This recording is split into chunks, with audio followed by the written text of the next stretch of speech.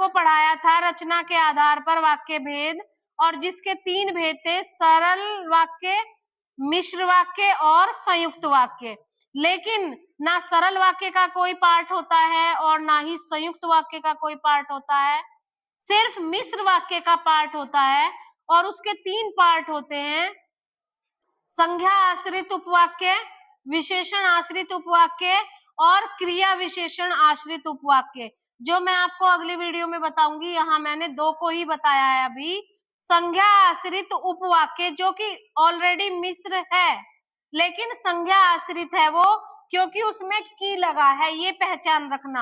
अगर आपसे पूछा जाए बोर्ड में कि मिश्र वाक्य का ये कौन सा भेद है, तो अगर की लगा है तो वो आपका भेद है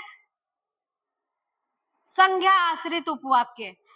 और अगर आपसे पूछा जाए मेरे पास जो चिड़िया है वो हरे रंग की है, तो यहाँ चिड़िया की विशेषता है वो हरे रंग की है।